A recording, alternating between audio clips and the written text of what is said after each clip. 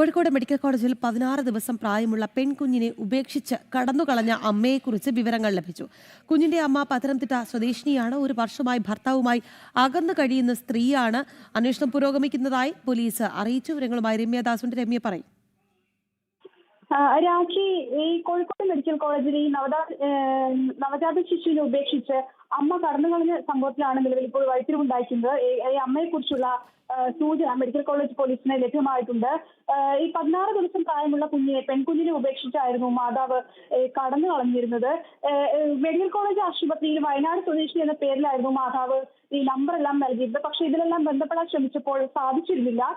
നിലവിൽ ഈ അമ്മ ഈ പത്തനംതിട്ട സ്വദേശിയാണെന്ന വിവരമാണ് പോലീസിന് ലഭ്യമായിട്ടുള്ളത്. കഴിഞ്ഞ 3 വർഷമായി ഇവർ ഭർത്താവുമായി വേർപിരിഞ്ഞ് താമസിക്കുകയായിരുന്നു എന്നുള്ള കാര്യവും പോലീസിന്റെ പ്രാഥമികമായ അന്വേഷണത്തിൽ നിന്നും വ്യക്തമായിട്ടുണ്ട്. നിലവിൽ ഇവരെ കണ്ടെത്താനുള്ള പോലീസ് ശ്രമം ഊർജിതമാക്കിയിട്ടുണ്ട് എന്ന് തന്നെയാണ് നമുക്ക് മനസ്സിലാക്കാൻ സാധിക്കുന്നത്.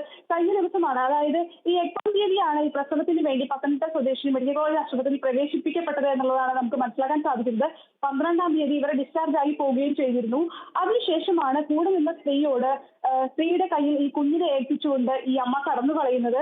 ഇന്നലെയാണ് ഈ കുഞ്ഞിനെ ഏൽപ്പിച്ച സ്ത്രീ Kozhikode medical college medical college police സ്റ്റേഷനിൽ എത്തുന്ന തുടർന്ന് വിവരങ്ങൾ പോലീസിന് കൈമാറുകയായിരുന്നു. നിലവിൽ ഇതുമായി ബന്ധപ്പെട്ട പോലീസ് എന്തായാലും നവജാത ശിശുവിനെ ഉപേക്ഷിച്ച് കടന്നു കളഞ്ഞ സംഭവത്തിൽ ഈ കുഞ്ഞിന്റെ അമ്മയെ പോലീസ് തിരിച്ചറിഞ്ഞിട്ടുണ്ട് എന്നുള്ളതാണ്. പത്തനംതിട്ട സ്വദേശിനിയാണ്. ഒരു വർഷമായി ഭർത്താവുമായി അകന്നു കഴിയുന്ന സ്ത്രീയാണ്. അന്വേഷണം പുരോഗമിക്കുന്നുവെന്നാണ് പോലീസ് പറയുന്നത്. രമ്യദാസാണ് വാർത്തയുടെ വിശദാംശങ്ങൾ നൽകിയത്.